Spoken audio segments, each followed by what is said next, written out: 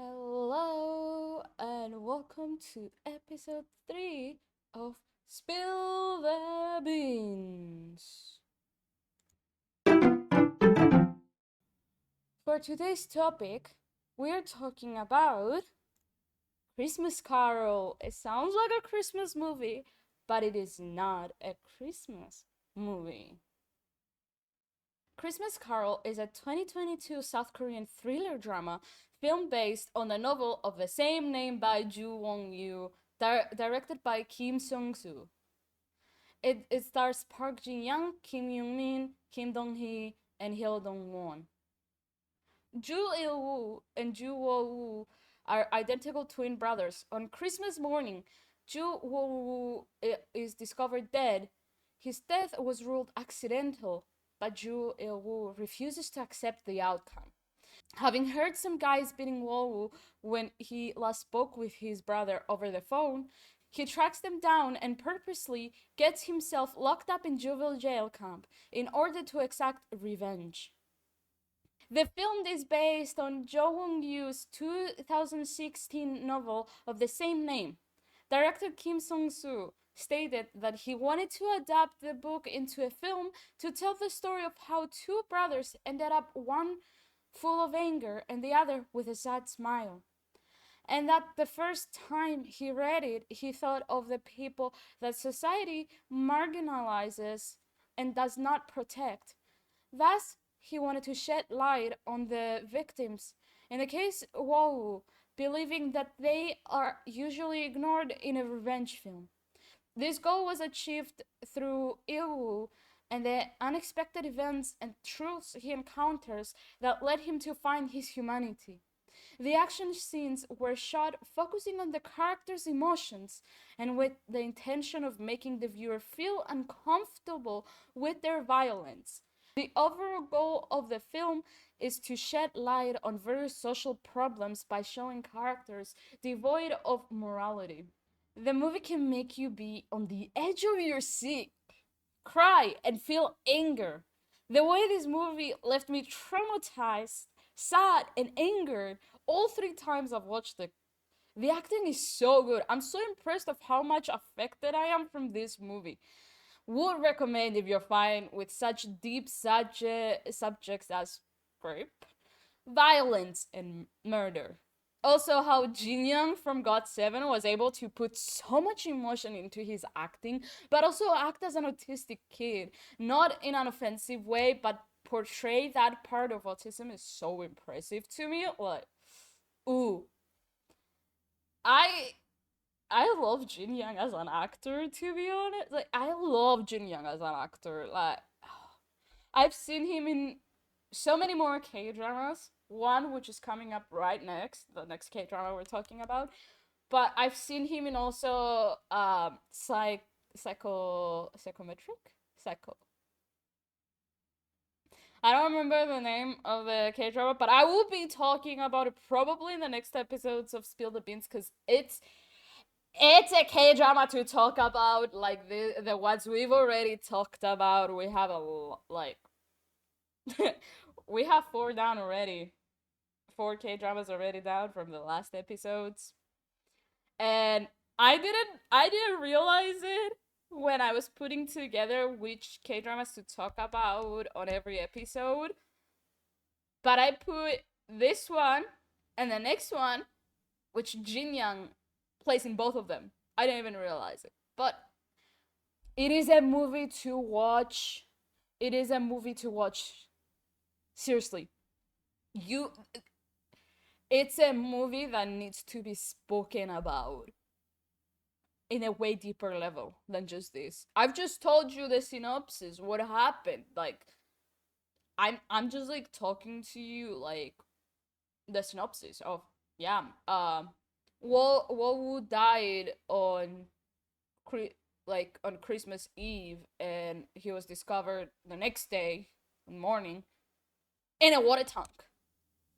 And Wolwu was the autistic one out of the two, which is fucked up. How a bunch of kids went up to this mini market, this market, like the kiosk or whatever, that he was working and beat him up. You don't know who caused the death though. You gotta watch it to know who caused the death. Why did Wolu die and ended up in a water tank? Was it because of the guys beating him up, or did something happen after that? Will our main protagonist, Ilwu, find actually get his revenge and find out what actually happened to his twin brother? You have to watch and find out. I'm not gonna tell you any more details.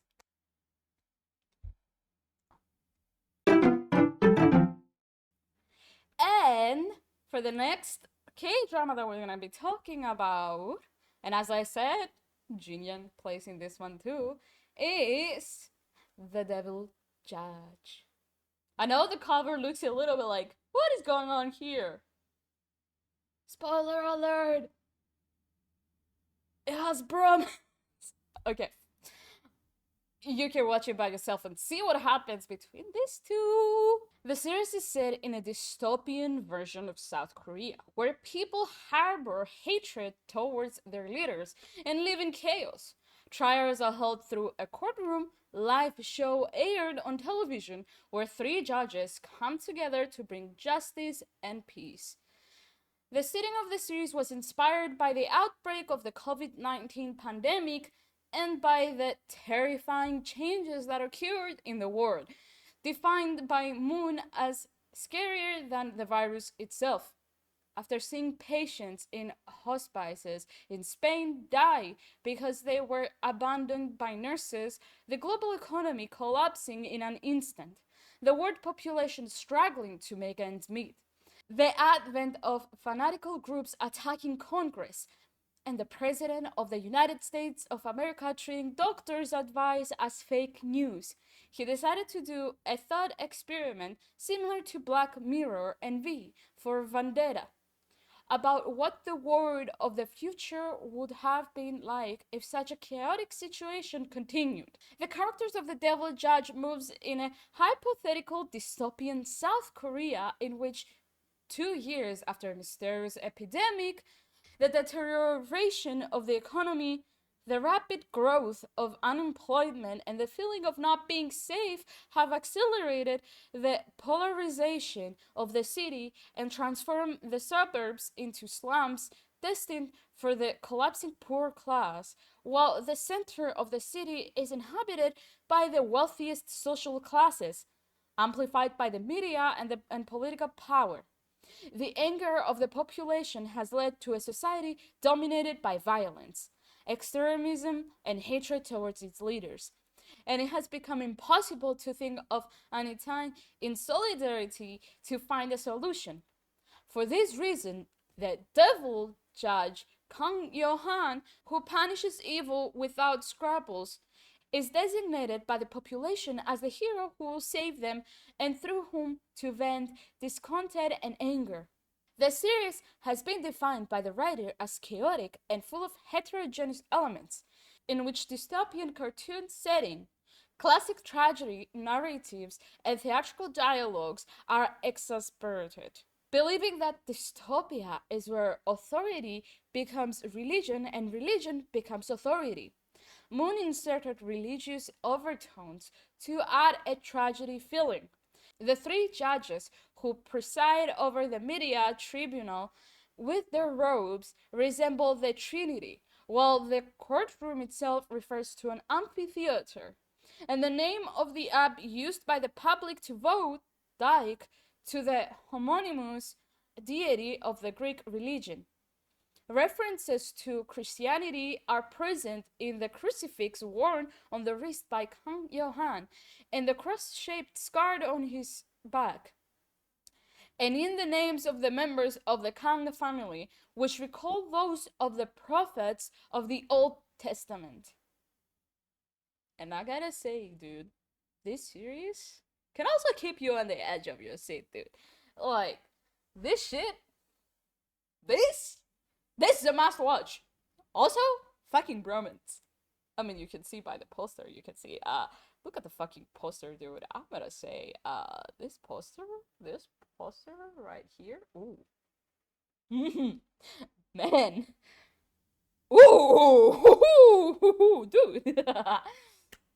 Yeah, it is a must watch to 10 out of 10. The acting, like,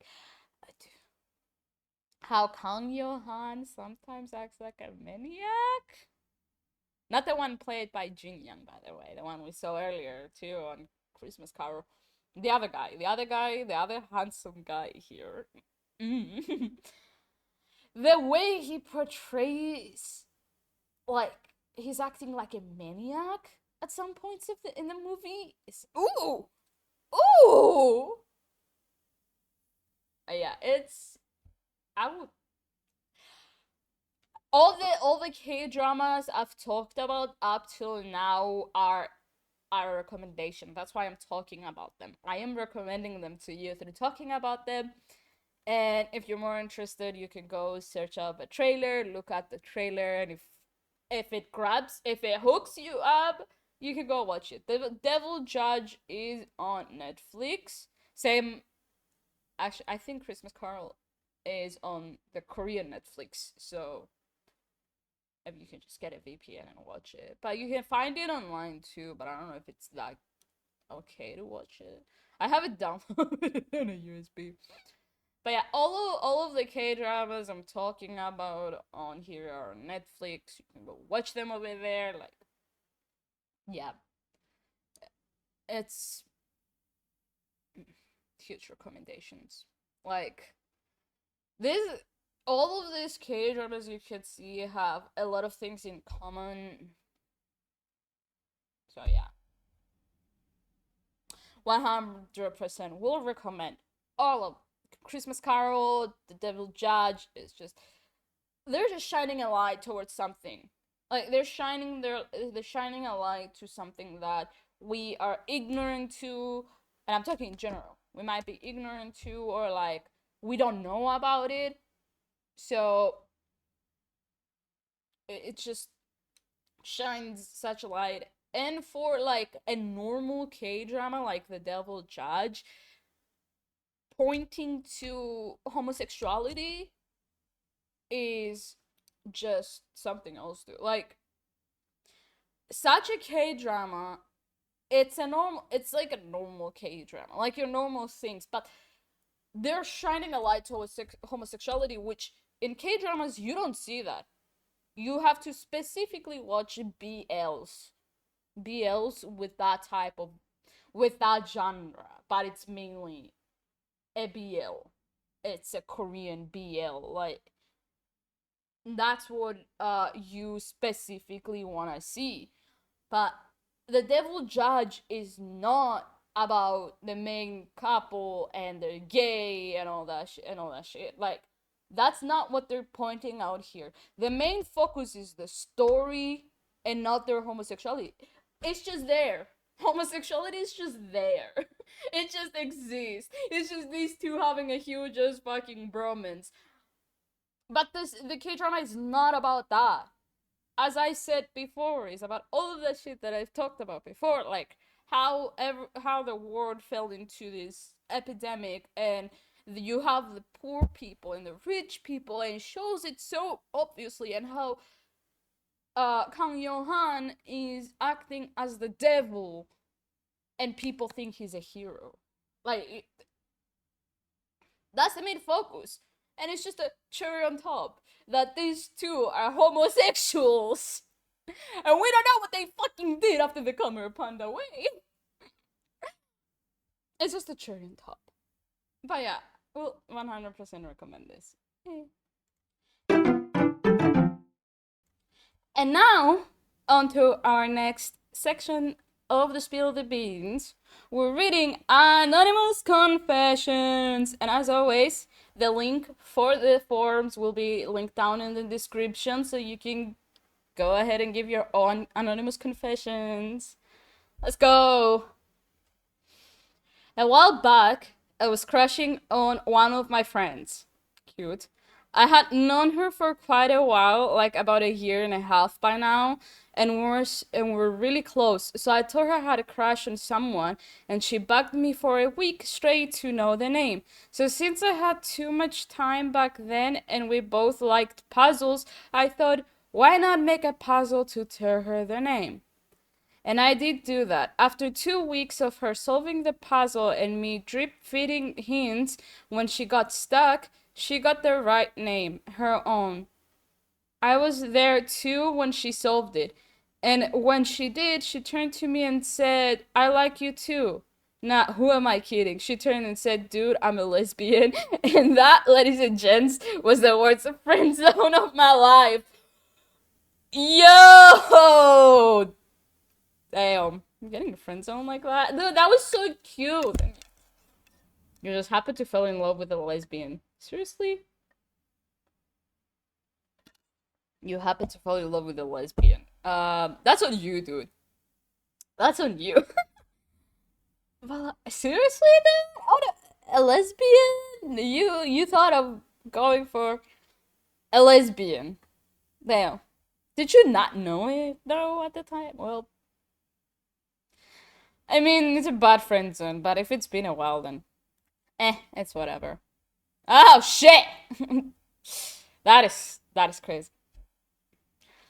So, in my olden days of high school, each year we had a carnival. Precisely, I was disguised in a three-man costume with a good friend, which I had known for 5 years at the time, and her girlfriend. Oh, lesbians again. Little break to put in the details that matter. I wasn't there the morning of the carnival because some of my teachers were absent. My friend's B-day was the day after the carnival. School should not let us leave until 5 p.m. that afternoon. Carnival started at 1. Back to the story. So I take my bus later than usual and arrive at around 11:30 a.m. Put my disguise in my locker for after I go eat and start looking for her. I walk around, find other friends, and after like 15 minutes of looking, I see her in the corner of the hall, sitting on the ground, makeup ruined, and without her girlfriend. So, as a good friend, I rush over, ask her if she's okay, what happened, etc. And she tells me that broken up with, and that her girl admitted to having cheated on her. Oh, the day before her birthday, may I remind you? So I spent what should have been lunchtime comforting her, and during that, a mutual friend of ours comes to help me calm her down. Fast forward to the end of the shitty carnival, we were stayed in the corner of the hall chatting while waiting almost 5 hours. We leave and she does tell us to come to her house tomorrow and we'll have a birthday party. So we do. During that birthday, we happened to land on a truth or dare and the topic of crush got brought up. And my friend casually says, I think I have a crush on someone, but it's probably just me distracting my heart. So my turn comes, I ask her what she answers truth. So I ask her straight up, who's your crush? And she name drops my best guy friend, and I'm sitting here dumbfounded because I was crushing on her at that time. Fast forward a year, I got friendzoned after she got over that crush. This is a bomb drop. This is a bomb drop. Holy shit. Also, that's fucked up of her ex-girlfriend cheating on her and telling her literally the day before her birthday. Oh, and then breaking up with her. Whoa. I hope she's fine. I mean, she's probably fine now. Probably has a new girlfriend. Oh, good. But dude, yeah. Damn. This is crazy. People are getting friend zoned. My chat is getting friend zoned, dude. My viewers are getting friend zoned here. What the fuck? Dude. I thought like your chat represents the streamer. Why are you guys getting friend zoned? I thought my viewers had game. my my my viewers don't represent me, chat. Dude, my viewers do not represent me. Okay, my viewers do not represent me. I've been in a relationship closing 6 months of the day of filming. It's August 21st. It's August 21st on the day that I'm filming this. On the 24th of August, I am closing 6 months with my boyfriend. Why is my chat getting friend zoned? Why are my viewers getting friend zoned? What is this? My chat doesn't represent me. My chat does not represent me. Okay, on the horniness part, maybe. The craziness, maybe. The introverted, maybe. Because I am an introvert. If you catch my streams, I usually don't talk because I'm an introvert and I have social anxiety. Dude, yeah, my chat does not represent me. At all. At all. Anyways, should I read another one and keep the rest for episode 2, which I haven't done yet? Or should I just leave it here? I think, how many did I read? Did I read 2? Did I just read 2? I think I read 2. Okay, I'm gonna go to the... I'm gonna read 3. I'm gonna read another one. Alright, to the next one. House parties are a different word. To prevent this from being a long story, I'll cut it down a bit. So I was at a house party last year, nothing too crazy. About 30 of us in a house. Since I don't drink, at around 2 a.m., I was one of the rare ones who still had their wits intact.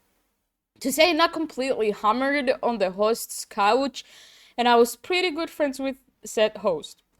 Okay. It was around 2:30 a.m., the party still rocking to its fullest, and I need a bit of quiet after a mosh pit that lasted way too long, so I moved to upstairs, go into a room, and close the door behind me without even thinking. And what do I see in front of me? The host casually making out with a girl. Thing is, that guy was taken. He had a girlfriend, so I kinda reasonably freak out. Because I knew his girl was partying downstairs, and that's the day I learned his girlfriend cosplays. He was, in fact, not cheating.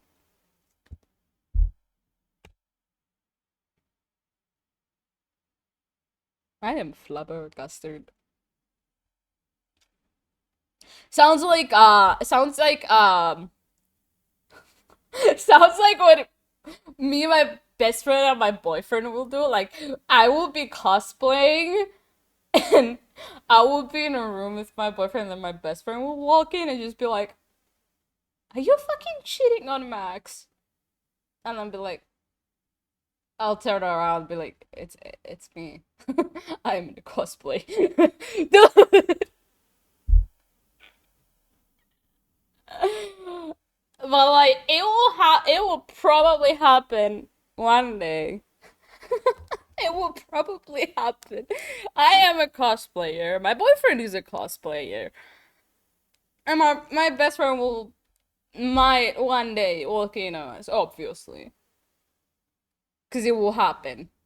He'll probably looking for me. Open the door and see, and like catch us in the act and be like, uh, uh, okay, I'm leaving. Bye. Have fun, you too. See, okay, I'm live streaming this right now, and there's Ethan, my best friend, saying yes, that will happen. He's agreeing. He's agreeing, dude. He's agreeing. But yeah. This will be today. Oh my god. Yeah, this will be it for episode 3 of Spill the Beans. I will catch you on to my next episode, and next week another Spill the Beans dropping, another episode. Let's go. But yeah, this will also be live streamed on Twitch, so go follow me on Twitch. Link will probably be in my profile or down in the description. I don't know, I'll see. I probably have it linked on my profile, so Yeah, go follow my Twitch to catch Spill the Beans live over there and catch my live streams. I play a lot of variety games. But yeah, bye bye.